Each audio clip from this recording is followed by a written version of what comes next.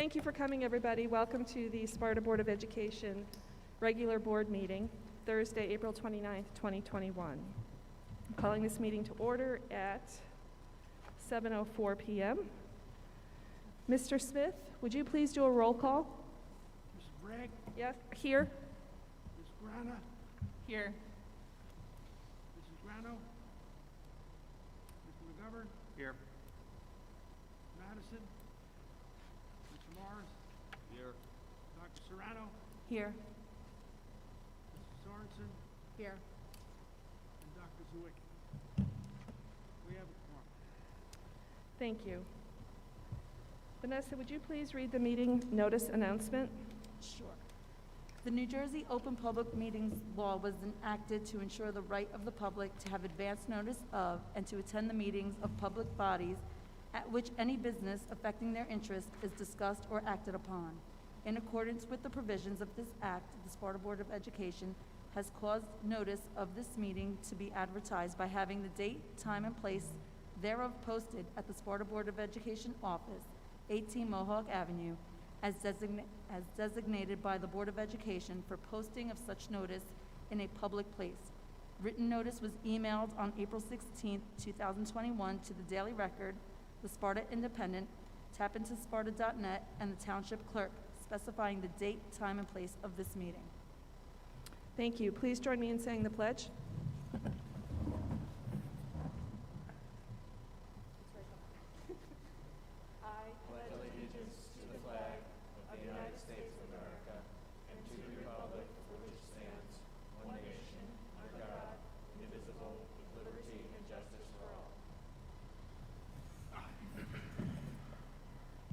Okay, we're going to convene into closed session now. Vanessa, would you please read the motion to enter into closed session? Sure.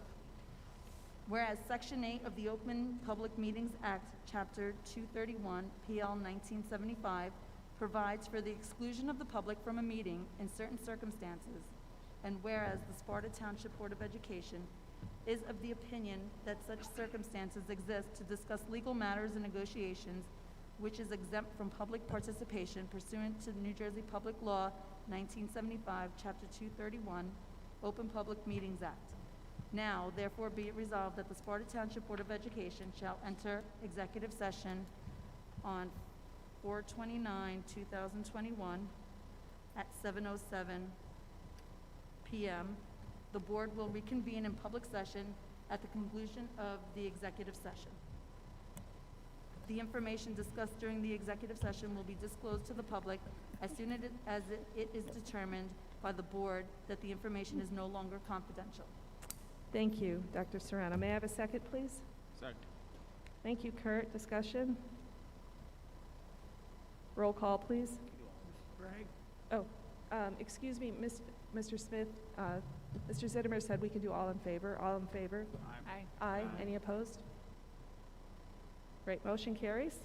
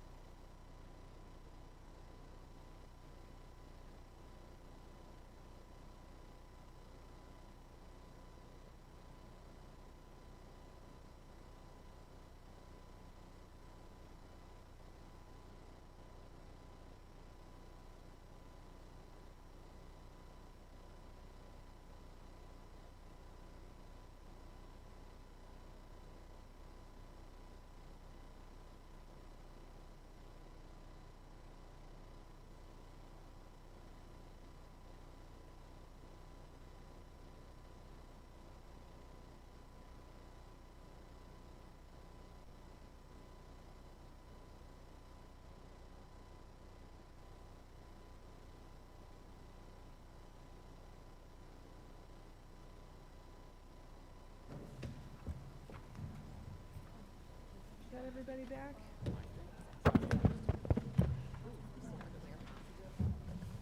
Okay, great. It's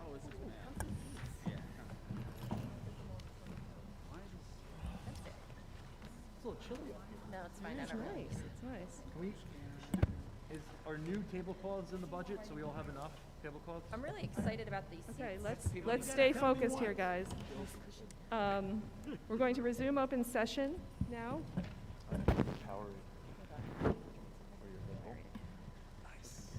Resolve that the Board of Education closes exec session and enters back into the public portion of the meeting on 7:38 PM. Roll call, please. Mr. Smith? Ms. Bragg, Yes. Mrs. Grana, Yes. Mrs. Grano, Yes. Mr. McGovern, Here. Mr. Morris, Here. Dr. Serrano, Here. Mr. Sorensen, and Dr. Zwick. Present. Thank you. Moving on to our public hearing portion of tonight's meeting. We're going to talk about our school budget. I would like to hand it over to Dr. Zwicky, our finance chair, to discuss Thank you very the much, budget. Go Madam ahead. President. Before we begin, I'd like to thank my colleagues on the Finance and Operations Committee, Mrs. Sorensen, Mr. McGovern, and then also our BA, Mr. Smith, and Mr. McQueenie, our Superintendent.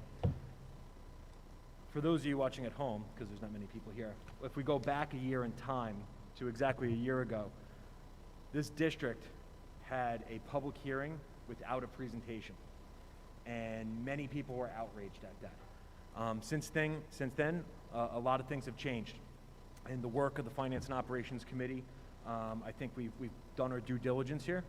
I think the administration has done a fine job in producing a budget that I think for the first time would have to ask someone who has real institutional memory, like Jenny or someone, when was the last time that there was a positive for the taxpayers? I don't know when that was, but we should research that.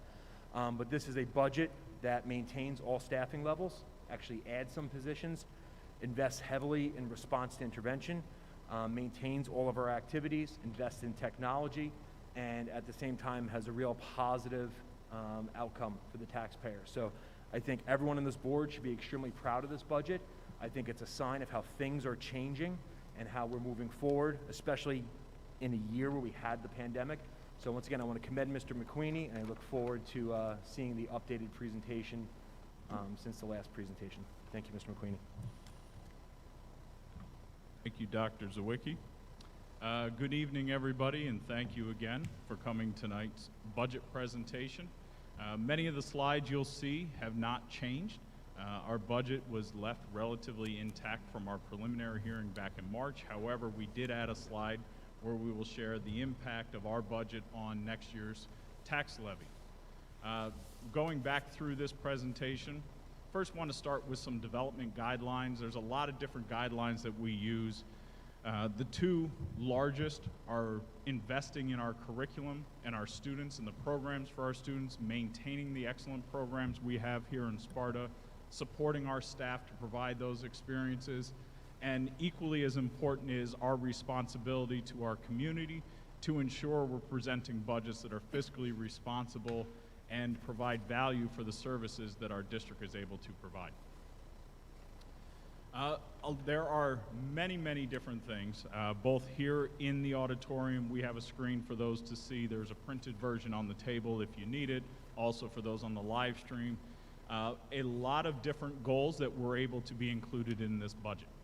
Right off the bat, there was a large investment in our response to intervention programs and extended learning programs to provide opportunities to identify and support students that may be experiencing learning loss due to the current pandemic. Looking to provide incentives for our AP program to support our students and our students looking to challenge themselves in our AP program. We are very excited to be able to replace services existing in the district and expand them into a district wellness program.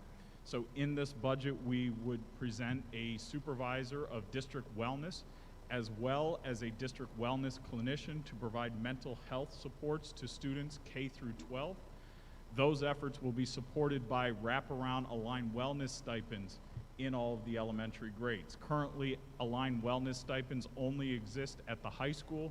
Next year, we are happy to announce that they will be included both at the middle school and the K-5 levels to support our students and their families. As Dr. Zawicki mentioned, there are a couple of new positions in the budget this year, specifically a full-time speech therapist to address concerns for our students that need speech therapy services in their IEPs. We have also seen an increase in our students requiring English as a second language, so we will be budgeting for a full-time ESL teacher. Our intentions are to build our ESL program with one teacher that will be focused on the K-5 population, and the second teacher will focus on the 6 through 12 population. We are continuing our Chromebook one-to-one initiative, as well as replacing all of our devices for our staff members across the district. This is a great investment. This is one that was highlighted as a sore spot during our pandemic and our virtual learning. I want to give kudos to our instructional staff for the work that they did in being creative and making their lessons work in the virtual environment. This investment, again, is a way for the board to invest in our staff and their efforts to show them that they are supported. The second column deals with our facilities and infrastructure. It is very important and a priority of Mr. Smith and I in building this budget with the Finance Committee that we continue our investments in our facilities. So you'll see the first two in our continuations of projects from last year, where we will be replacing HVAC at Alpine and at Helen Morgan in certain parts of the building. We are looking at the continued installation of the playground equipment at Mohawk Avenue, scheduled for hopefully this summer. We're still waiting for the Department of Department of Environmental Protection approval. The annex gym and bleachers and wall pads will be bought new for the annex gym and the wall pads installed. Tennis court resurfacing here at the high school. The main gym will be refinished. The flooring will be refinished at the high school. We're looking to do some paving at Alpine, Helen Morgan, and at the middle school. Also looking to do some paving this year here at the high school to get back to our track, to make our track and field accessible to all of our students. Additionally, looking at replacing the flooring at Alpine, Mohawk, and some areas here at the high school. The soffit needs to be replaced at Helen Morgan. Looking at interior door replacement at Mohawk Avenue School. Sidewalk installation in the front to make the front steps to Mohawk Avenue handicapped accessible, and also looking at window and door replacement on the Board of Education modulars. So you see this budget is well balanced with a heavy investment in our curriculum instruction and maintaining the great facilities that we have here in Sparta. The downer of our presentation is that, as we've mentioned in past budget presentations, the state is cutting aid to Sparta as well as many other districts that are considered overfunded by a state formula. This year, in our, I believe, third year of receiving these state aid cuts, the district has lost $217,369 state aid dollars from last year's budget. This obviously has a tremendous impact on our budget and pushed Mr. Smith and I and the Finance Committee to work collaboratively to accommodate this loss in state aid. The next two slides highlight our revenues and expenditures. What's important to note here is I've highlighted the losses in revenues in red, the gains in green. On our revenues page, there's different areas. Our local tax levy, we are proposing an increase of 2% as permissible by state law. Our state aid has dropped. Fund balance appropriation has dropped. Our withdrawal from capital reserve has dropped from last year. Our state and federal grants, as well as our debt service. Now, the debt service is red here, but as I'll allude to later, that's a very positive thing for the district. Our expenditures go up. We are beholden to contracts, increases in utilities, the cost of living goes up. On the expenditure side, green is not always a good thing. So we want to make sure that we're keeping these expenditures in check. We have relatively minor increases in many of the areas. Some of the areas of increases are contractual in our labor contracts, and they need to be accounted for in our budget.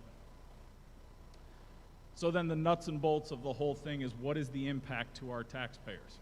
This page we are very, very proud to present to the community of Sparta. We did increase our tax levy to 2% as permissible by law. The board was very wise in their efforts to support Mr. Smith and I's recommendation that we refinance our debt service. That refinancing saved the district $417,000, which resulted in a net increase of about $799,000. Therefore, the overall net percentage increase, not 2%, is actually 1.2%, which is a savings to the taxpayers. When we approached the assessors at the town hall, asked them for how does this impact, the average home in Sparta is assessed at $369,900. For the 2021-2022 year, the school tax levy effect is a negative $15.97. So the taxpayers on an average assessed house will actually see a decrease in their taxes due to the school tax levy for the 21-22 school year. I am very, very proud of the work that we've been able to do as a district. I appreciate the support and the collaboration of the Finance Committee and the Board of Education to support our programs. I am very proud to present this budget to the Board of Education that supports the curriculum, the excellent programs we have here in Sparta, maintaining our facilities, improving our facilities, all the while being fiscally responsible for the taxpayers and community members of Sparta. So with that, I ask the board, any questions? I would just like to make a comment. I think we need to celebrate that. If you can just say that one more time. What is the taxpayer getting? If you can go back one slide. Decrease. A decrease of $16 a year. Decrease, that's something, right? It is in the state of New Jersey, in an I district, that's huge. So besides the fact that the taxpayer is seeing a decrease with us increasing and enhancing programming, can you just go back to the increase in health benefits real quick? I just want to make that point to everyone that health benefits this year increased 4.8%. Right. So something that we have looked at and something that we've discussed as a board and that we've discussed as a finance committee is how do we maintain the same level of health benefits for our fantastic employees? How do we even provide enhanced health benefits for our employees? So we've been taking a hard look at that number, but a 4.8% increase is something that we need to do something about. And so in the future, I know we're going to be talking about that. But thank you, Mr. McQueenie.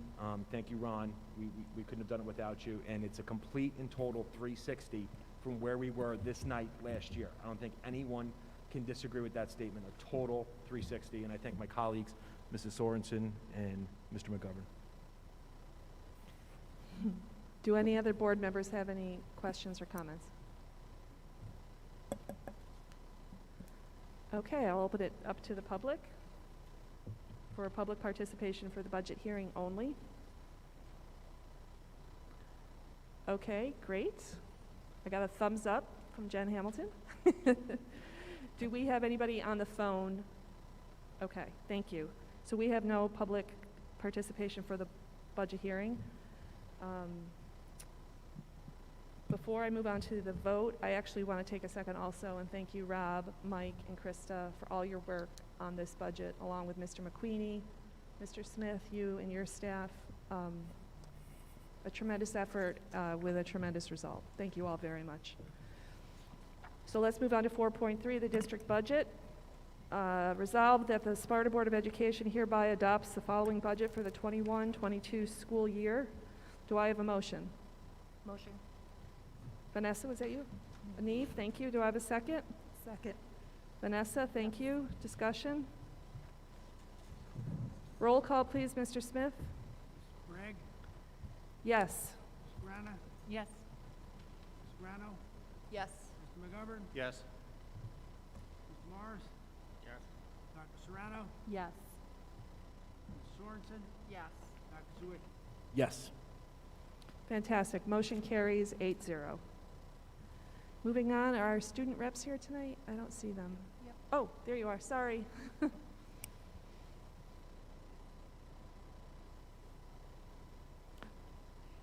Should we have him? We'll get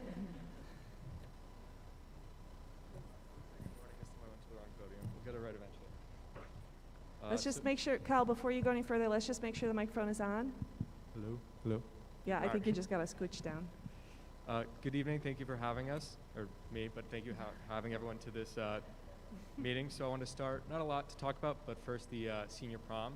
So as you might know, there have been some small changes and we got some new guidelines from the state. So our senior officers, and I have to give them a shout out, have been like going above and beyond, physically going to venues, meeting with people, and it's just been great in terms of communication. So our senior officers have been meeting with different venues, meeting directly with our advisor, Ms. Miller, our grade advisor, and then our club advisors, Ms. DeLucia and Ms. D'Amelio, just to try to put together as best an event as possible for our senior class. So there's been a slight change in the date, so that'll be happening on Wednesday, May 26th, less than a month from now, so that's one day earlier than originally planned. It will now be happening at the Sussex County Fairgrounds Conservatory. So that's an indoor venue, but it also has 2 outdoor tents. So we're really hopeful that that's going to be a great event that a lot of students are going to want to attend. So there will be limited dancing of some form at a minimum, so we're very excited about that. A menu for food is being worked on, and we're going to have alternative forms of entertainment. So if you remember Project Graduation from the past, we're hoping to have some activities such as that. So for example, we're hoping to have an hypnotist at the event as well, and tickets will begin to be sold soon. So we're really excited about that. And then the juniors are also working on their event. So it's going to be alternative to an indoor prom at a different venue. So right now they're just planning an outdoor event for early June. There will be more news on that soon, but they're working in terms of state regulations to hold an event for their class that'll be safe. Next up, I wanted to mention the Sunflower Garden that we've brought up a couple times at past meetings. So thanks to the help of Ms. DeLucia, we were able to start that last week on Earth Day. So over 200 small cups of soil were planted in the library by faculty and students with seeds that are now beginning to bud. This is through the help of Ms. Highland, who's helping to organize the garden and will be helping to start that up. So together with their help, it'll be soon be transported to the future Melanie D. DiMizio Memorial Garden. So we're really excited about that. I got to personally plant a few seeds in the library. It's a very cool experience. So really hopeful that that'll just become a nice space for students in the future just to reflect, and if they need a break or anything like that, very hopeful. And then the final event is that student council elections are happening soon. Unfortunately, I'm a senior, so this is my last year at the high school, and I got to eventually pass it on to the next class. So that'll be happening soon as the next year's seniors, juniors, and sophomores run for elections. And then the freshman class will do their elections at the beginning of next year. That's all I got. Thank you for having me, and thank you. Thank you very much, Kyle. Thank you, Kyle. Okay, moving on to 6.1, approval of the minutes. Do I have a motion? Motion. Krista, thank you. Do I have a second? Second. Neve, thank you. Discussion? Roll call, please. Bragg, Yes? Brana, Yes. Brano, Yes. McGovern, Yes. Mr. Morris, Yes. Dr. Serrano, Yes. Ms. Sorensen, Yes. Dr. Zwick. Abstain. Thank you. Motion carries. 7.1, the superintendent's monthly report. Thank you, Mrs. Bragg. Quite a few good news things to report on in Sparta, which I think is pretty typical for us. The first is, it has been announced, I've announced it via communication to our community, but we want to reiterate it, that the Department of Education has canceled the spring assessment for the New Jersey Student Learning Assessments. So our students will not have to sit for those assessments. The state has said, though, that the students requiring the dynamic learning map assessment and our access assessment for our ESL students will continue, which is going on now. The alternative is that this fall, our students in grades 4 through 8 will need to sit for the Start Strong assessment, which is a way that the Department of Education is going to be measuring and benchmarking our students' progress. So there'll be more details to follow once that's issued to the school district, but students can plan to sit for that in ELA, math, and science this fall, looking like the end of September into October. As the board and everyone is very well aware of, our schools are now fully reopened with all of our students attending every day in person that wish to, along with our virtual option. Our middle school and high school students are still on their shortened schedule, but I've been in the school Spoken to many students, many teachers, and seeing my own children come home, they are thrilled to be back in seeing their friends and teachers in person. It is going exceedingly well. I want to again thank, like we do every time, our entire Spartan learning community, parents, students, teachers, staff, everyone that makes it possible for us to be here. We're very excited. In a related development, just today, the state has gone yellow, which means it moves from from high risk to moderate risk, which does bring some change in the close contact quarantining. So just earlier this afternoon on social media, I posted those changes. If a student or a staff member is a close contact, no longer do they have to quarantine for 14 days. They can quarantine for 7 with a negative test or 10 without a test. That goes into effect today with the change. That also allows us some potential flexibility in reviewing our reopening plans. Our intention, or my intention, has always been that we are going to wait and monitor this now as it's turned yellow for the next few weeks to allow us to see if it is truly continuing in the positive direction. It would be irresponsible to make any changes at this point before we see where the trends are going. I will point out, if you look at Cali reports, that we did go yellow back in February and quickly turned around and went back into orange into what has been now deemed the third wave. So it's important for us, although this is exciting, that we have this opportunity. We're seeing case rates across the state continue to drop. We are going to be prudent. We're going to evaluate the data, and we're also going to survey our stakeholders, specifically our students, and find out where they're at and how they are performing right now so we can make any necessary adjustments to continue to support them. Kyle stole my thunder a little bit. We are very excited. Oh, you're more than welcome to. You can also have my job. You're much more qualified than I am for it. Our prom and graduation, we're very excited to say that both of those will go off. As Kyle alluded to, our prom did change dates due to the venue change. It will be Wednesday, May 26th. And it will be at the Sussex County Fairgrounds and Conservatory. We are very excited. Dancing is allowed with mask and social distancing. It actually hit me like a ton of bricks that we couldn't dance, and I'm like, that's really a thing, but it was an official, you cannot dance. The governor's new executive orders allow that, and we are very excited to be able to hold a prom. And it will be modified as everything has been, but our seniors will be together for their senior prom. Secondly, our graduation plans are going off, and we are very excited for that. Our intent is to have a graduation with all students together on the field for a extremely kind of traditional graduation. There's going to be masking and social distancing, but it will have all the fanfare of a traditional graduation, and all of our students will be able to attend. We are continuing to monitor gathering limits as the governor has lifted those to some degree, but there is an anticipation that he will continue to do that, which would further allow us to bring, I'll say fans, parents, grandparents, and any other loved ones. More of them come into the field for the ceremonies. So we are very excited that these are all going. I want to thank Kyle and his student government colleagues for all their work and their flexibility. This has, out of all of us here sitting tonight, all of those watching, our students have been impacted the absolute most in this, and they have shown the absolute best character in all of this, and their decision making has been second to none. So inviting them to be a part of the process to plan their proms, they have been engaged and understanding when hitting roadblocks, and they're problem solvers.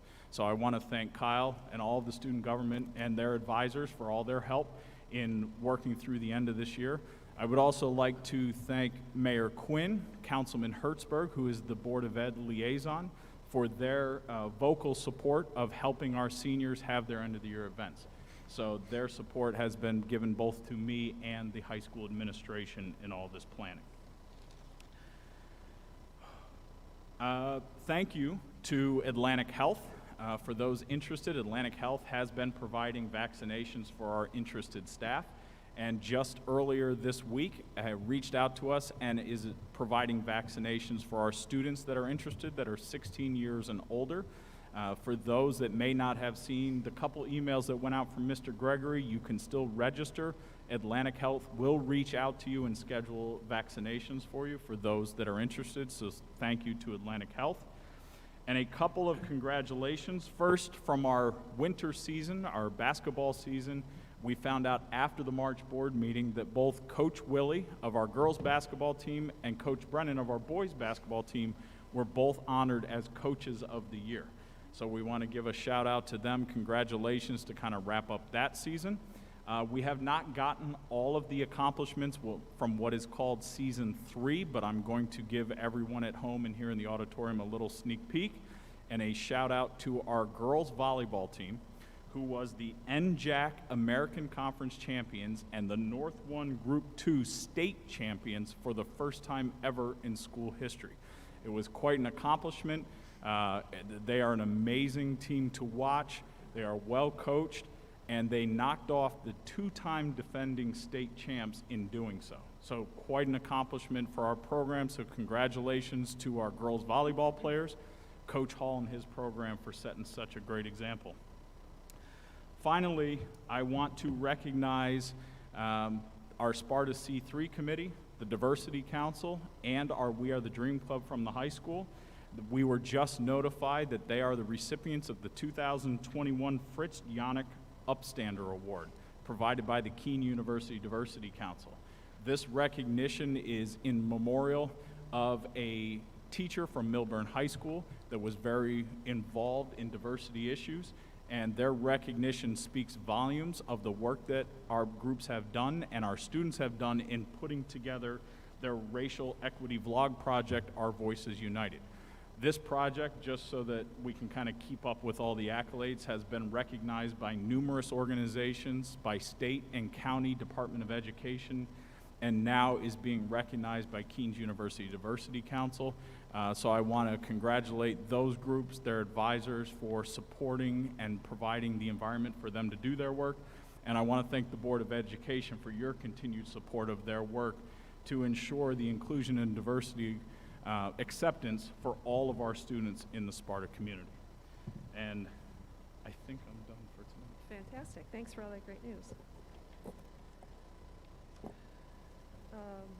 Moving on to the approval of the HIB report. Do I have a motion? Anybody? Motion. Kurt, thank you. Do I have a second? Second. Vanessa, thank you. Discussion? Roll call, please. Brigg, Yes. Grana, Yes. Ms. Grano, Yes. Mr. McGovern, Yes. Mr. Morris, Yes. Dr. Serrano, Yes. Mrs. Sorensen, Yes. Dr. Zawicki. Yes. Motion carries. Moving on to the delegate liaison reports. Do we have anybody who wants to report out on anything? Go ahead, Vanessa.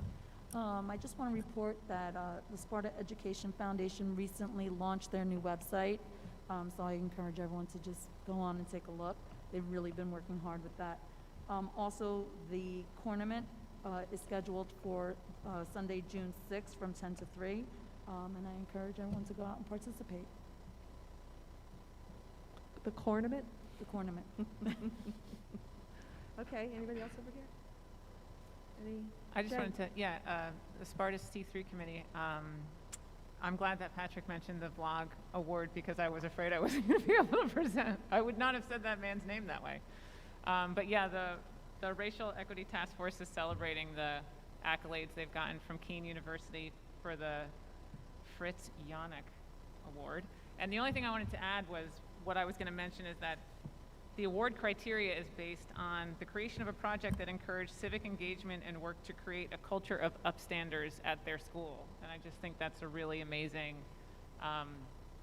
tribute to the project that was created. And if anybody hasn't seen the vlog, I really recommend anybody check it out. And I'm really proud of all the work that went into that. The Social Emotional Committee celebrated Social Emotional Learning Week. That was a really, really big success. There was a lot of really great feedback from the teachers. There was a lot of really great moments from that teachers talked about, students talked about. There was a lot of great assemblies. The self-care cards were a big hit. The workshop that they arranged for the staff was really well received. There was a lot of prizes that were a big hit with the teachers and the students, maybe more the teachers, but So everybody had a really great time, and they're really looking forward to trying to do that every year. And that's it. Great, thank you. I Rob? have a liaison report with the town council. Sure. We had a meeting with Mayor Quinn and Councilman Hertzberg, the liaisons from the town council, and we talked about a couple of things, but in looking at our shared goal of shared services, the first one that we're going to tackle together is looking at garbage removal as a shared service. Currently, right now, we spend about $80,000, $90,000 on garbage removal, and we think that's someplace where we could possibly pass some savings on to the taxpayer and achieve some economies of scale. So that's the first thing we're going to look at together in shared services. Fantastic. And one thing I will add, because I was at that meeting, Rob, is that Mayor Quinn has just been so, helpful with the prom and to the administration, to the school administrators, doing everything she can, making phone calls on behalf of the township. So really, that was the number one thing she wanted to talk about when we had this agenda of items. And she's been very helpful, so thank you. If you're listening, Mayor Quinn, thank you very much. Okay, moving on to public comment for action items only. Do anybody in person? Okay, do we have anybody on the phone? So we have no public comments. Moving on to personnel and policy. Do I have a motion to move 12.2 through 12.20? Motion. Thank you, Kurt. Do I have a second? Second. Neve, thank you. Discussion? Roll call, please.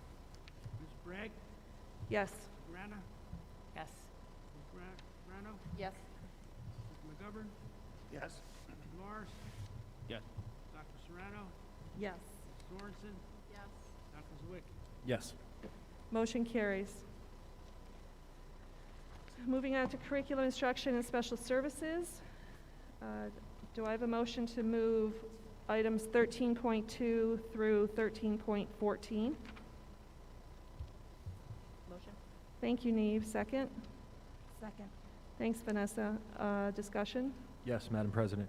Go ahead. On 13.10, I saw in the minutes we've been talking about Rubicon Atlas.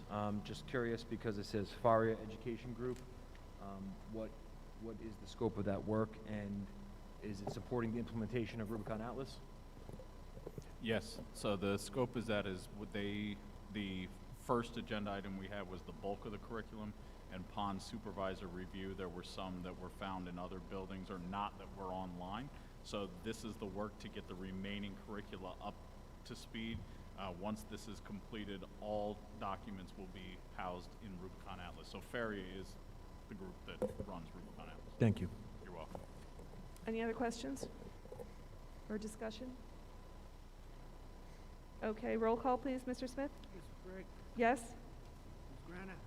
Yes. Ms. Grano? Yes. Mr. McGovern? Yes. Mr. Morris? Yes. Dr. Serrano? Yes. Ms. Sorensen? Yes. Dr. Zwick? Yes. Thank you. Motion carries.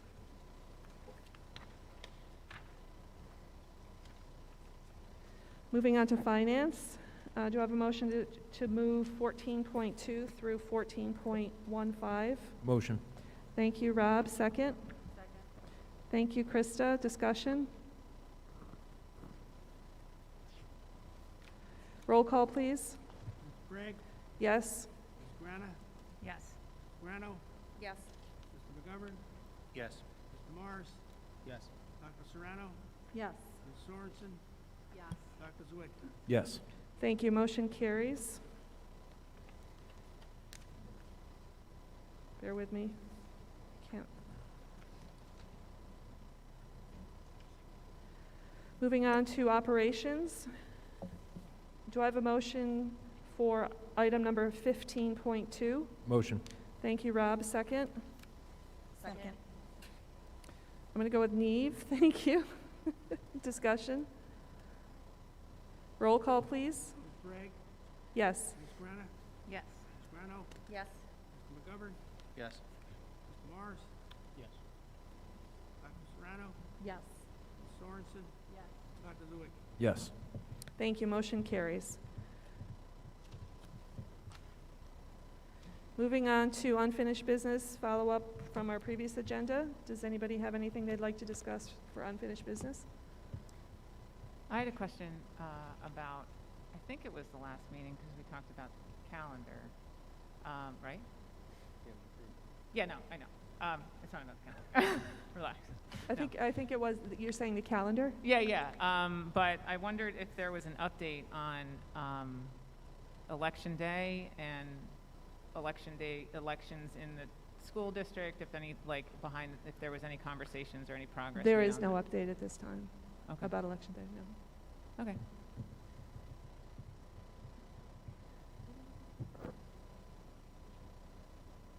Is it still being discussed? Oh, yeah. Okay. Yeah. I was just asking Mr. McQueenie, we do have,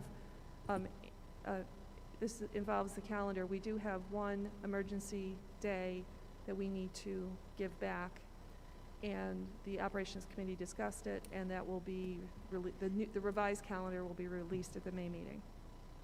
Oh, So that will, does that sound right? Okay. So there will be another version of the calendar. Anybody else? A follow-up, I wasn't at the last meeting, but Mrs. Grana had sent a message to the Finance Committee about her tour of HMS and the handicap lifts. So we discussed that in Finance. I want to thank Mrs. Grana for bringing that to everyone's attention. And the committee supported. This is not in the budget, but that would be an item that would come out of capital reserve. And we asked Ron to get quotes that would be on state contract, that would be able to do that, and then also in the orchestra pit here at the high school. So we did follow up on that, and that's something we could probably take care of June, July. oh great. So In it'll be time for ready. next It'll be year? ready for next year, absolutely, and that would come out of capital reserve, That's great. and should not cost that much, relatively speaking. Awesome. So thank you Thank for you. bringing that Yeah, thank you. to emailing us about that. Great, thank you. Anything else from anybody? I have two questions, going back to the superintendent. Can you just talk right into the mic? Sorry. I have a question from the superintendent's update from this Okay, evening. go ahead. The first one was with the Atlantic Health Partnership with the vaccinations. When did that kick off? Like, what was the start date on that program? I believe for the students or for the staff? For the staff. For the staff, a month ago maybe, 3-4 weeks ago. Okay. So it was broadcasted to all interested staff, and that if they elected to, they could sign up through this, and it collects their information. Atlantic Health reaches out. Students, I believe we just received over the weekend and just sent that out Monday. Okay. And my second question pertains to the survey that went out to the high school students. I was notified last night that there was a survey that went out to the high school students regarding their, returning to school for the rest of the year, whether giving them the option to check off half day or full day. Is that something that will be shared with the parents as well?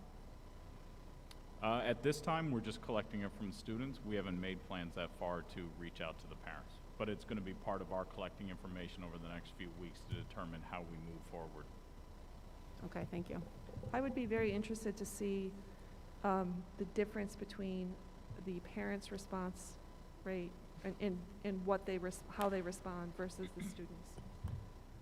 Because I think there's two very different populations there. Parents may very much want their students back in school, and the students may very well want to stay home. I don't know. Did it just go to the high school? Right now, it went to the high school students, and it will go to the middle school students as well.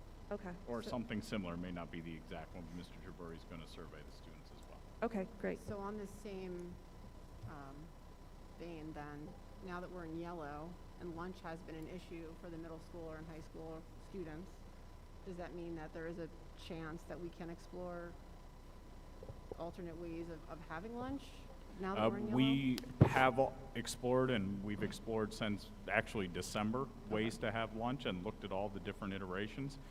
What we continue to roadblock with are the guidelines and recommendations from the Department of Health and the limited space. We have over 80% of all our students are wanting to come in person, which is a very exciting thing, and we welcome our students. However, with the guidelines provided us, it's making it increasingly difficult with the space considerations that we have. So we are continuing, now that it's in yellow, this will be part of the review to see how we can continue to do that. Just to give comparison, when we reach out to neighboring school districts, they're only seeing 30, 40, 50% of their students coming in. Our Sparta students are excited to come in, which presents opportunities and challenges all at the same time. So as we have done almost weekly, as we've gone through this pandemic, we're continuing to review the health and safety guidelines now and our operations to ensure that the students have the best experience possible. So Any other questions, Krista? No, thank you. I have a quick question about that. So then the survey, which I haven't seen, but the survey that's for the students to respond to, what's the takeaway? Like, what is that going to inform a potential decision to go back to a full day, perhaps, somehow? It just informs all our decisions. Our students are why we're here. That's Yeah. why we have a school district. And you just want to see how So, comfortable they would be with. We have changed schedules on our staff and our students numerous times Yeah. to keep with the changing guidelines and things. We're rapidly approaching a time at the end of the year where we want to see where they're at now. We're at a position where we're very close to being back to normal. It's important that with all of our decisions that we continue to involve our students and our community stakeholders in the process and find out what's going on. We felt that getting our students' opinion on this is a very big piece to why we implement schedules and provide the programming that we do. So every piece of data that we get, positive, negative, criticism, constructive, negative, whatever it might be, we take into account when making our decisions. Our decisions are going to not make everyone happy.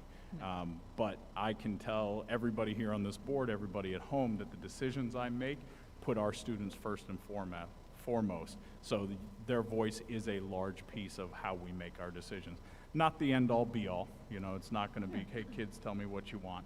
But it's going to be a large piece and help us to make an informed decision moving forward.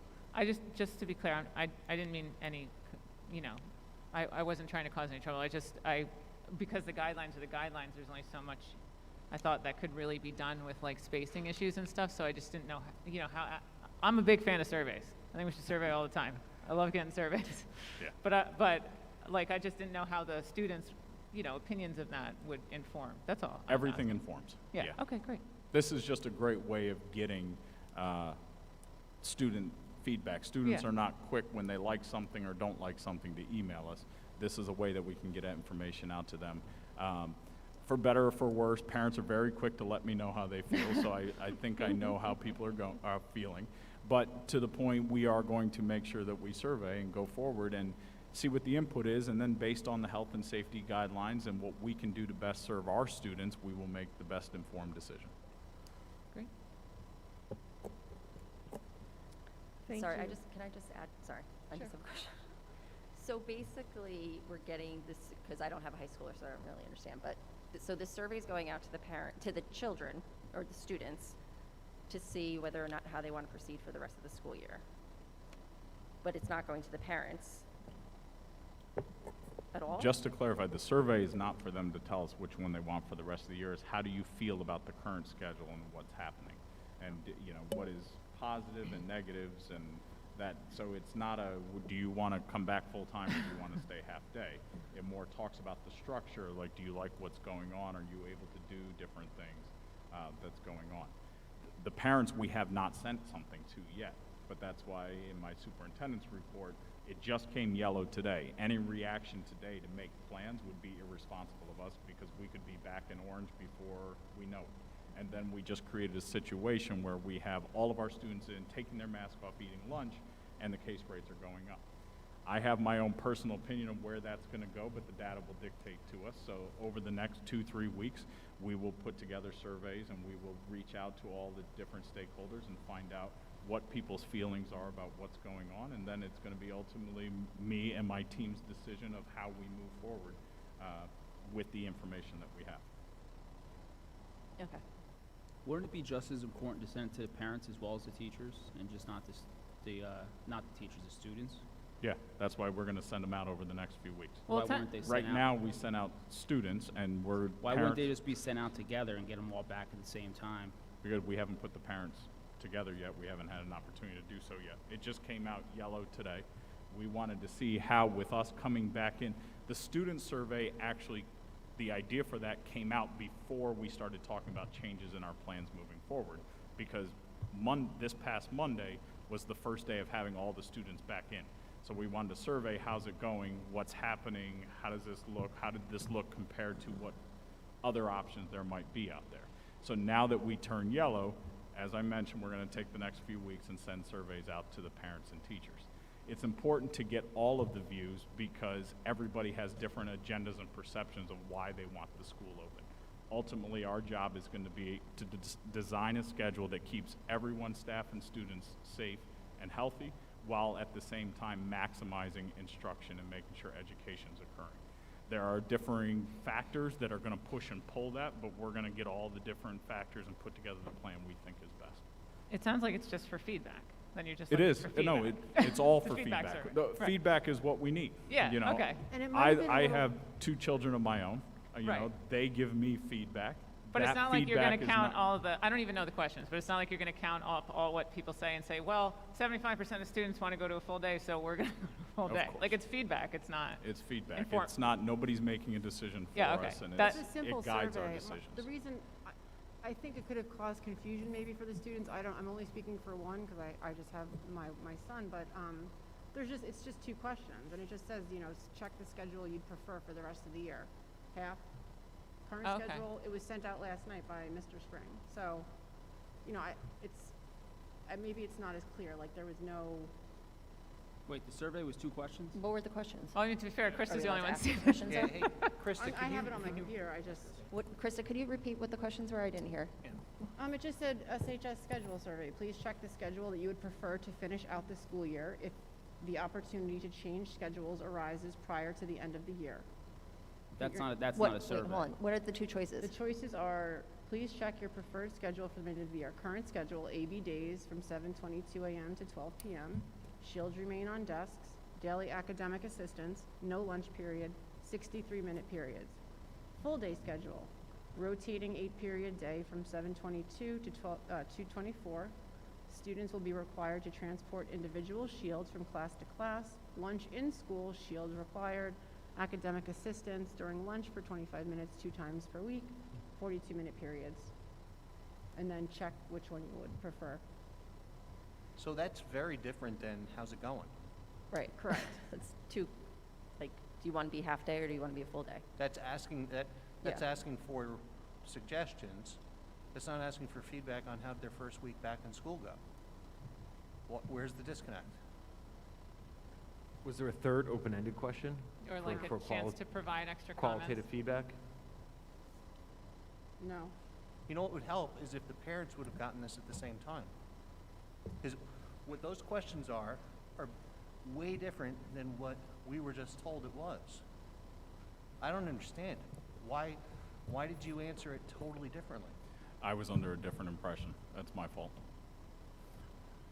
Is there something else that could be drafted and sent out that's more in-depth, so we get more of an idea of what these people are thinking than just 2 questions? What do you want to come to school for half day, then go home, or actually come to school? Yep. I mean, it's not really, I can tell you what they're going to answer. No, we'll dig in and get a better survey. And this is just an instrument design as educators. Everyone has to take statistics to get a principal's or a superintendent certificate. And in the designing of the instrument, did the students provide any information as to demographic information, whether they have an IEP, 504, grade level, so we can disaggregate that? One of the things I'm concerned about is, as our student liaison said, the clock is ticking for the senior class. And Mr. McQueenie, you and I have spoken about it many times about prioritizing the senior class. If we can get anyone back in for longer, but maybe they don't, because I've also heard that some of the kids are now working jobs and whatever. Maybe the kids like the schedule. I don't know. But what I'm saying to you is that the clock is ticking on the senior class. So if we can prioritize them, is this instrument, or does it disaggregate by grade level and other demographic data? So when you do report, you can tell us this many seniors, this many juniors, and then we can also see, our other specialized programs. Maybe it's good for the regular education kids, but maybe special education kids are not finding it as productive. So if we're going to go back and redesign this instrument, some of that demographic disaggregation would be really helpful in informing and, further conversations before we come back in May. Because the next time we have a meeting, it's like 3 weeks to graduation. Yeah. So, if anything, if we can do something for the seniors, who lost half their junior year last year, if we could do something for the seniors, I think that'd be really important. And I think another important question, Rob, you just hit on is to ask, if we do aggregate it by grade, do you have an afternoon job? Do you work after school? See if that would be an impediment to them returning full day. Who made this survey? I would have to find out specifically. It was sent out by the high school. So I'll work with the high school. You didn't see it before it was sent out? No, we discussed it, but I didn't know. But I you didn't see the didn't details, actually and they were going to physically share with me then later on. Don't you think maybe they would let you see something before sending it out to the entire public? No, I trust my administrators. They're seasoned professionals, and I felt that they could put out a good survey. There are obvious flaws in this one based on my interpretation of what was being sent out. I'm going to accept responsibility. We'll fix the survey, and we'll get it back out. Just as long as you agree that's not a sufficient and good survey.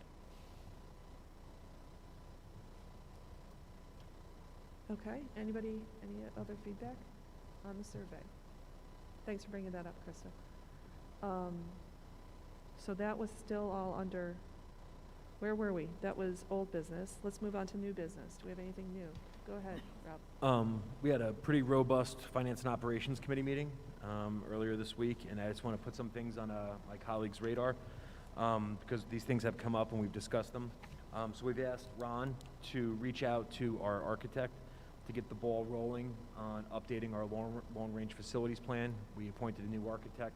And with that, part and parcel to that is a feasibility study, looking at our buildings. How long do you think we could keep using them? Some of them are getting old.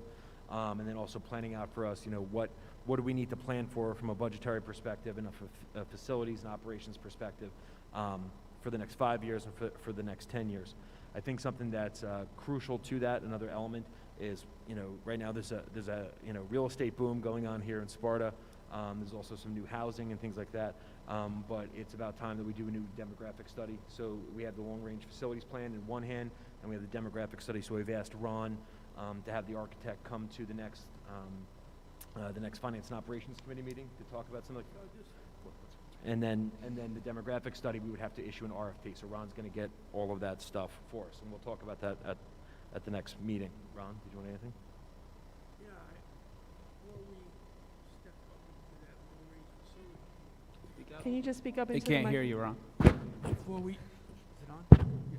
Before we step into that long-range facility plan revision, next month we get the ESIP thing done, and that will take a lot of projects out of that long-range facilities plan. So we're almost going to be stuck.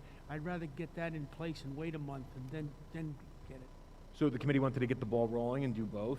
Yeah. So the long-range facilities plan, we probably wouldn't get to August. So Right. the idea is to have that preliminary conversation at the next well, meeting. But let me get the ESIP. I can pull a lot of those projects out of that plan. That's the current plan. So we're talking about the new plan. So those things would be completed, and then as he develops a new plan in Right, yeah. August, the ESEP stuff, it would be reflective of all that. The other thing, we've gotten some feedback from our constituents. What about the fields that are in the rear of the high school? Originally, the plan for turfing was to do some turf back there. Turf right now on state contract is a lot less expensive than what it costs to turf Castles Field. Just to look at what would the possibilities be, what would the price tag be on that be, just to get that to us. So we asked the architect to do that for us as well. The other thing that members of the committee have discussed for a while, the new scoreboard at Castles Field. I think everyone thinks it's fantastic, but there are businesses on there who are getting free advertising. We inquired with Mr. McQueenie. The businesses that are on there paid nothing to have their logos up there. So one of the things we're exploring as a committee that we could actually generate some revenue from that, and that if you're going to have your business up there that's displayed for the entire community right there in West Mountain, that there be some revenue. So these are some of the things that we're going to be tackling over the next couple weeks. But to Ron's point, there are, Ron has a pretty, great plan with ESIP to take some things out of our current long-range facilities plan. So the new plan would be like in August, and it would be reflective of ESIP. But the idea is that we kick off the school year with an actual brand-new long-range facilities plan to guide us as we exit the pandemic. Can you talk a little bit more about the ESIP what that is and why it removes things? I'll defer to Ron.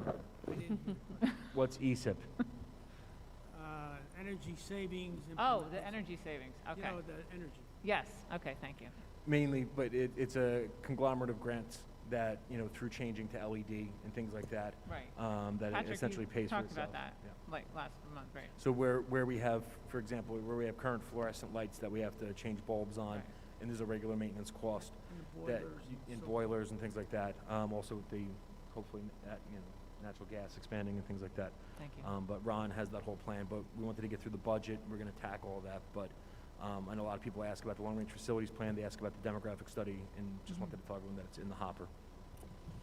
Thank you for the update. Any other new business? Okay, moving on to public comment number 2. Anybody? It's a race. It's a race. Hi, please state your name and address for the record. Each participant will receive 3 minutes to speak. I didn't realize how much taller Mr. Newark was He is than quite I was tall. until this moment. Hi, Jen Hamilton, 37 Holland Circle. I'm a little bit confused, a little bit frustrated. It's April 29th, so while I can appreciate this idea that we should wait a few weeks and see what's going to happen, the school year is over in 6-7 weeks, and the kids are counting down, right? As are the teachers, as are you probably. Let's just get out of this school year. But back in February, when we had a Board of Ed meeting that addressed a return to a more normal school day, the plan had been established. You were ready and prepared. You announced to the community that schools were going to be going back into session for a full day. And then a couple of days before that happened, we received an email that advised the community that due to custodial issues at the high school and the middle school, that plan was no longer able to take place. And the community has sat back and we have waited and we have watched. We went back to school. We continued the split cohorts at the middle and high school. We had spring break. We took the week off. For some reason, after the week off, we continued split cohorts for another week, maybe just to give the B week an extra week, I don't know. Now they're back in person, joint cohorts, but they're still not their full day, and we're hearing once again that it's because we don't have a strong plan or ability to have them eat in the cafeteria for lunch. But that was the issue back in February, when you announced that they were going to be back full day and that they were going to be eating lunch in the school. So if the plan existed in February, how is it that the plan no longer exists at the end of April? What significant factors have changed that have made it so that they cannot eat in person now where they could have eaten in person back in February? And recognize that waiting 3 weeks, you're talking about bringing kids back into school full day for the last 2 weeks of school. It's almost laughable because they're not getting any education really those last couple weeks of school. They've all checked out. And my final comment is with regard to this survey. I can say, having a middle schooler and knowing lots of middle and high school aged students, with pretty firm certainty, there's not a ton of middle or high schoolers who would say, yes, please send me back to school full day, when they have the opportunity to say, I'm gonna get out at 12 o'clock every day. So using that as any sort of metric in determining whether or not we're going to go back to a full day of school is kind of silly. Okay, thank you, Jen. You're welcome. Mr. McKee, would you like to address? So on first one, it's very simple. The Department of Health guidelines changed March 23rd. So prior to that, when we built our plans, there was no recommendations or requirements for 6-foot spacing when masks are off, which is for lunch. So we had these plans, we were ready to go. Notwithstanding the staffing issues, which is unrelated, and that's just a function of the pandemic we live in with all the protocols, the number one thing is sanitation, disinfecting. If you don't have custodians, similar, if you don't have a nurse, you can't run your programs with all the guidelines that we have. So that's kind of separate. That just happened, Murphy's Law, to get dumped in the middle of it. But the biggest thing was the new guidance released on March 23rd specifically says 6 feet for middle school and high schools. It's even specific to recognize middle school and high school. That really threw a monkey wrench in our plans to be able to bring back students to lunch. The second question is, while I would stereotypically agree with you that students don't want to be here, their voice more than others is extremely important in these decisions. And I would go so far as to say, in my time as a high school teacher, coach, advisor, administrator, they actually surprise and exceed our expectations. So their thought process and their input to this is just as important as parents and teachers. So while it may be anecdotal to say students just don't want to be in school, they are much brighter than we believe and much more intuitive, and their feedback is extremely valued by me, our administration, and this board when making these decisions. Thank you, Mr. McQueenie. Mrs. Blandina, would you like to speak next? Darlene Blandina, 5 Rose Lane. Just following up with the Cali report, now that it is in green, right, I'm sorry, yellow. Yellow, Right, yellow. Now that it is in yellow, does that at all adjust the March 23rd guidelines, or does the lunch still have to be 6 feet apart if you were to proceed to that point? That does not change the 6 feet for middle school and high school students. Okay, so at this point, unless something changes or you come up with a new idea, we still can't have lunch regardless of whether you really want it or not. It's still the 6 feet, and we, at this point, don't have a way to do that. Is that correct? At this time, we don't have a solution to that because we're balancing the ability to space our students for lunch along with the impact it has on education. If I can be quite frank, I can plan a lunch 6 foot apart from everybody. That's the easy part. But then we jeopardize the logistics, the educational integrity of what program we do have going right now.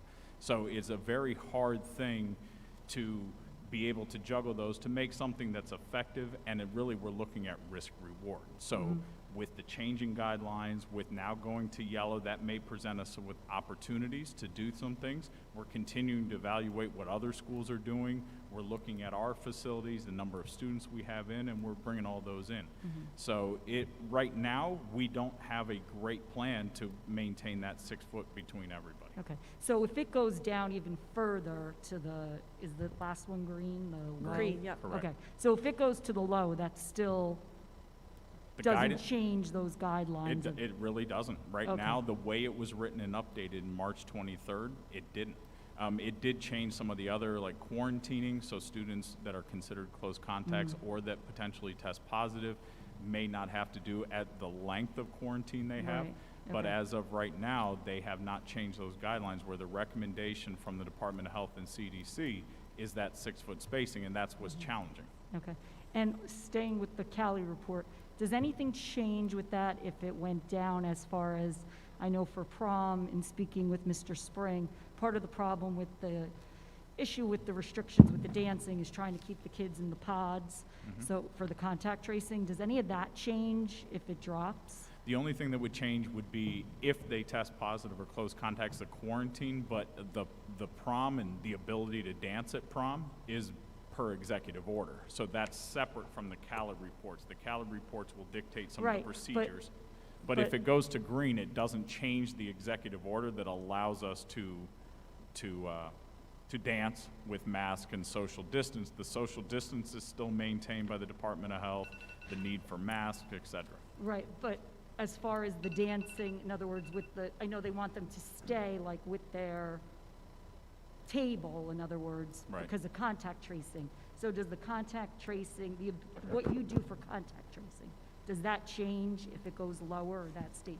No, that would stay. We would This- still need to contact Trace. Okay. We're still awaiting, the prom is not 100% clear. There's still guidance that is to be Right, I issued from the understand Department that. of Ed. So some of those may get answered in that, but at this time, we anticipate the contact tracing will still be the same regardless of what level the Cali report drops to. And I know my time is up, but just real quick, as a parent of a senior, my daughter was the happiest this week to be back in school with all her friends after, almost a year, so thank you. You're welcome. Thank you, Mrs. Blandino. Mrs. Smith?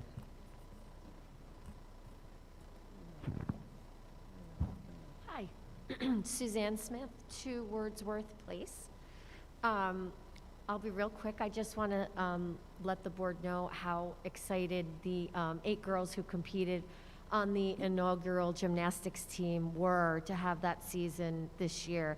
It was great to hear all the accomplishments of all the teams so far, and I believe this year the boys volleyball was also added along with the girls gymnastics. And they really had such a wonderful time. They were pushed back. They were supposed to be the fall. They were the spring.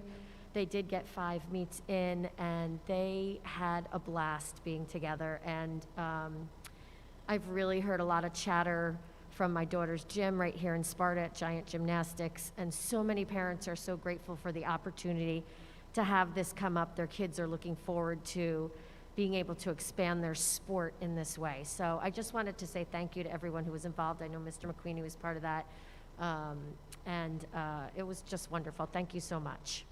Thank you very much. Okay, wrapping up, moving on to for the good of the order. Jen, that's another question. I don't believe there's anybody else who wanted to I speak. can't hear you. I said I'd like to speak again, and there's nobody else who wants to speak, so I believe that I have a couple more minutes Okay, per the bylaws. sure, go ahead.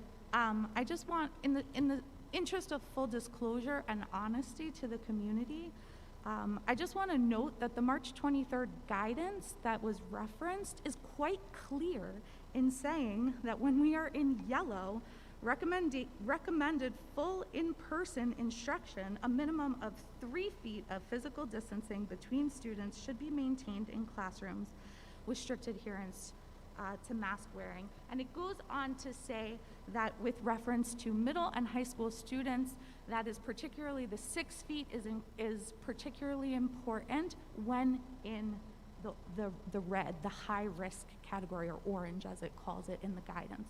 So I just want to make sure we're all on the same page here. Like, it seems like the district doesn't have any intention of moving to a full day of education, and they're relying on something and they're advising the public on something that's not accurate. And it's really frustrating sitting. These are easily verifiable facts. You can open the document. I just did on my cell phone in literally 2 minutes. It's incredibly, incredibly disheartening and frustrating as a parent in this district. Go ahead, Mr. McQueenie. Thank you, Jen. Mrs. Hamilton, with all due respect, we are not on the same page because actually the guidance for lunch is not on that page that you're reading. That pertains to specifically classrooms with strict adherence. Further in the document, it goes on to say that it's strongly recommended that high school and middle school students, specifically when masks are off, which i.e. would be lunch, should be 6 feet apart. It is in that document. I think the document is 27 pages. We actually struggle with the health department to find what we're looking for, and we've been scrutinizing that. We held a 2-hour meeting today just to look at the document because we had the same amongst our group, some of the same questions and concerns. But I can assure you it says in there that for high school and middle school students, these are the following considerations of 6 feet distancing. You are correct that in red and orange it says for the classroom it should be 6 feet apart. When you get to yellow, classroom with strict adherence to mask is 3 to 6 feet. That's where we're at now with all of our schools, but it's that lunch piece at the middle school and high school where it's in there. So if you want to chat offline, we can look at it together and I can show you what we're looking at, but they are facts. It is written. It is not made up by me or the board or the district. We are looking to, within the guidelines, provide the best program we can. That would probably be a good idea. Thank you for offering that. And I will just add to your answer, probably the #1 conversation I have with Mr. McQueenie, and I know other board members regularly have with Mr. McQueenie, is how to get our students back. how to get them back, how to get them back. Full day, full day, full day. So it's a conversation, Jen, that I just want to make sure you feel comfortable knowing that board members here are advocating for full day, and I don't feel like Mr. McQueenie is resigned to a half day for the rest of the year. I feel like he's being really diligent in responding to the guidelines he's given. But it is a conversation that we have.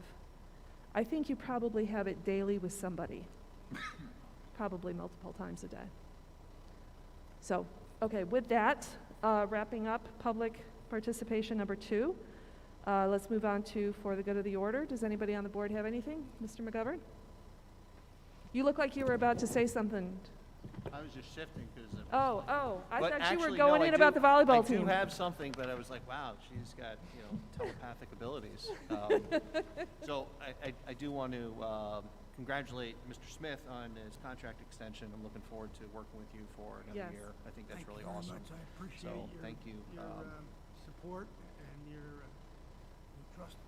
Yeah, no, I think it's a great choice. Look forward to another year with you. And I want to second what Mr. McQueenie said, the volleyball team, congratulations to them. Really great season. Coach Hall did a fantastic job.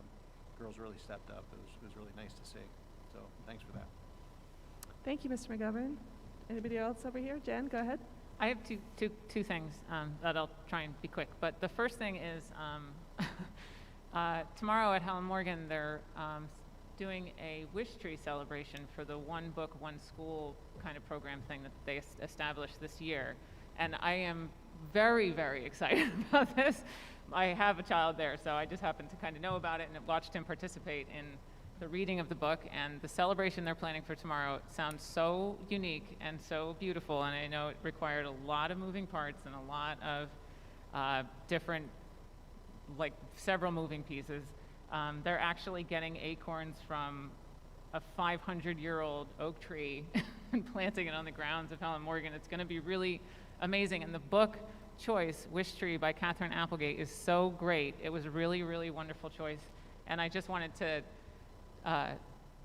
say that it's going to be recorded, and the video is going to be available on the website, and any parents throughout the district, no matter the age, I really encourage to check it out because I think it's going to be really beautiful, and I'm really looking forward to it. And I highly recommend the book as well. I thought it was a really, really awesome choice, so I just wanted to recognize them for all the work they did with that initiative. I think it's a wonderful program. And then the other thing I wanted to talk about, I just wanted to share an experience I had in light of some things in the community since last meeting, which seems like forever ago, but things seen around town, mentions on social media, but I thought it would be beneficial to share a positive experience I had with a teacher because it kind of led to my next point that I thought it was important to bring up here. So one of my kids was really having a hard time with virtual learning, and since last year, but the teacher support last year into this school year has been unwavering throughout, but we were talking about this in a meeting, and one of his teachers said, I noticed that he gets very anxious when I start talking about work that's missing and how, things that he has to make up. So I stopped doing that, and I realized that that's not what's most important here. What's most important in my role in his life right now is to make sure he's comfortable in my classroom and that he's safe and that he's secure. And that's what I'm going to focus on because I know that he's bright enough to do the work and the work will follow and he'll get done what needs to get done. But right now I'm just going to be here for him emotionally to make sure that he keeps wanting to come back. And I just thought that was a wonderful sentiment, and I expressed how grateful I was for that approach, especially with this child. But for some reason, it popped into my head that it just occurred to me that I don't know what every teacher in the district's feeling. I know I've seen some signs in some yards, and there's been a lot of discussion, a lot of questions asked here by board members, but and other members of the community. All totally fair, but I don't feel, it concerns me that they may not feel like they're getting the same level of care individually as board members. I think it's no secret that we all have kids in the district, and we all have our own experiences with teachers. I'm just waiting for you guys because I'm actually talking to you, because my point is that I feel like at the table, it's important for us to feel, for the teachers to feel like we're supporting them. And I don't know how everybody feels about their experience this year as parents, but I feel like it would be nice for us to kind of share that sentiment more individually, if feeling inspired to.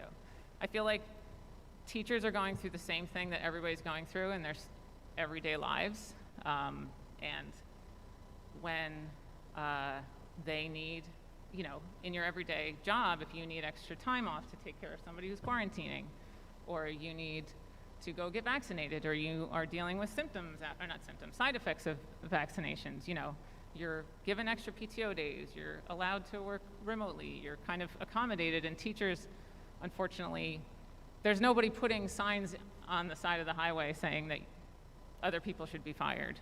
And we can't do anything about the community, because I do, and what is said in the community, but I do think that we are here to represent the community, and I believe that there are far more people in the town that are very much supportive of the teachers and very appreciative of what they're doing. But I think the level of what we can accomplish as board members is kind of limited in that respect, other than just being vocal about our support. So Mr. McQueenie is always very appreciative. He always expresses thanks. Ms. Bragg has said it occasionally, mentioning thanks to the teachers and the staff and the administrators, and I just think because we have real life experience with them, we can look at spreadsheets of the percentages of staff that's out every day. But that doesn't really change anything, and there's nothing we can do to inform that. Like, we don't need to really have that information. It's more, when I think about what teachers need, a lot of the question comes up like, what do teachers need to get back to the classroom? Like, what can we do? What do they need? I think they really just need support, and I think they really just need to know that they're heard and that they're respected and that their needs are respected. And that story just kind of hit me that I don't know how the teachers feel individually, or what that teacher felt about the community, or whatever's been said, or what's going on in her life, but they still bring that level of care for our students every single day. That's all I've seen. And maybe I'm just fortunate because I haven't had really any negative experiences, but I just wanted to share it because maybe that's kind of a specific story, but if there's other board members that have positive experiences that they could share, I really think that it would help. The teachers and the staff and the administrators in our district are what make our schools so successful, like legitimately. Not only are they the teachers and the supervisors, they are the coaches that coach state championship level teams. They are the advisors that win awards. They are they are really what brings us the success that we have, and the high rankings and the numbers we have. So they're not easily replaced. And nothing we can do about that either. But I just thought about that, and I thought for myself personally, just speaking for myself, I would like to share more, be more vocal about how much I appreciate them. And I just wanted to share that story and that experience in case there was anybody else that felt the same way, and encourage the fellow board members to as well, because I think it would help, and I think that's really what's needed for the rest of the year. Great, thanks for your input. Does anybody have anything else for good of the order? No, I'm good. Thank you. Anybody? We're good? Good? Mr. McQueenie, you're good? Thank you. Motion to adjourn the meeting. Do I have a motion? Motion. Kurt, thank you. Do I have a second? Second. Neve, thank you. Discussion? All in favor? Aye. Any opposed? Motion carries. Meeting adjourned.